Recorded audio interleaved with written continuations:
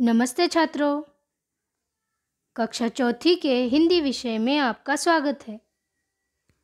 पुस्तक शब्द सुनते ही हमारी आंखों के सामने पुस्तक आ जाता है। पुस्तकें हमारी सच्ची मित्र होती है। वह हमारा मार्गदर्शन करती है, हमें अनेक प्रकार का ज्ञान देती है।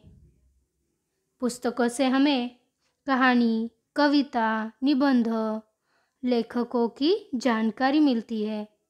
लेखकों का परिचय भी हमें किताबों से मिलता है। पुस्तक से हमें हर प्रकार का ज्ञान मिलता है। जैसे कि अलग अलग पुस्तकें होती है, प्रेरणादायक पुस्तकें। इन पुस्तकों से हमें हमारे कार्य के लिए प्रेरणा मिलती है।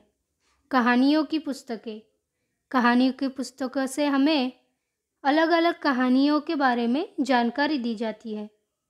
अलग अलग देश की संपूर्ण जानकारी देने वाली पुस्तकें।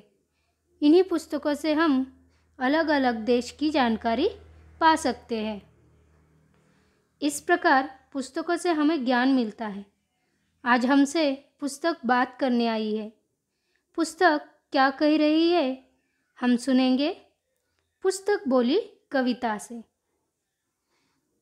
पहले हम कविता पढ़ेंगे। नई नई जब पुस्तक खोली, अक्षर चमके पुस्तक बोली। बोलो बच्चों क्या सुनाऊं, नन्हे गीतों से मिलवाऊं। या नानी की सुनो कहानी, सुनकर कहोगे बड़ी सुहानी। बिना पंख के ही उड़ जाऊं, दूर देश की सैर कराऊं। अब हम कविता विस्तार से देखेंगे। नई नई जब पुस्तक खोली, अक्षर चमके पुस्तक बोली। छात्रों, नई नई पुस्तक आपसे बात कर रही है। पुस्तक नई होने के कारण अक्षर खराब नहीं हुए हैं और अक्षर चमक रहे हैं। बोलो बच्चों क्या सुनाऊं, नन्हे गीतों से मिलवाऊं।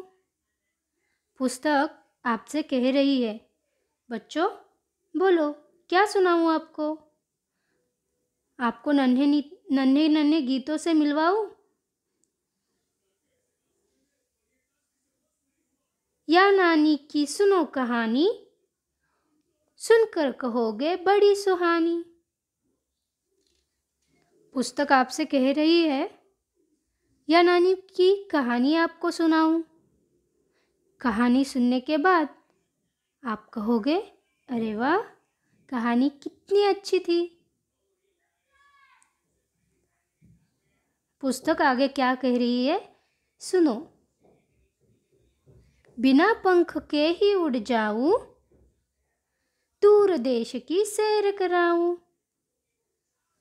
पुस्तक आपसे कह रही है कि बिना पंख लगाए उड़ के जाऊं और आपके दूर देश की जानकारी दूं, सैर कराऊं।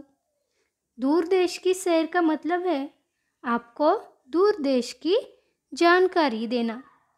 ऐसा पुस्तक आपसे कह रही है, पूछ रही है।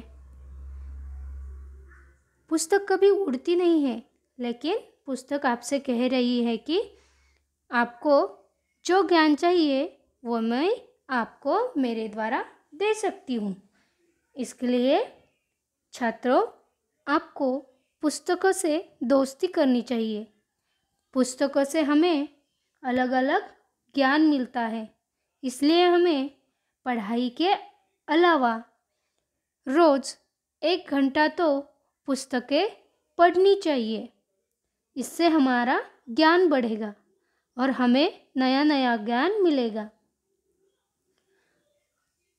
छात्रों, पुस्तकों से हम कहीं भी देश या वहाँ की संस्कृति, परंपरा की जानकारी ले सकते हैं। इसलिए हमें पुस्तकों से दोस्ती करनी चाहिए। अब समय है गृह कार्य का। गृह कार्य में आज सीखी हुई कविता पुस्तक बोली आपको आपकी हिंदी कॉपी में मतलब नोटबुक में 2 बार लिखनी है। अगर आपको यह वीडियो पसंद आया हो तो अपनी क्लास चैनल को सब्सक्राइब करना मत भूलिए। धन्यवाद।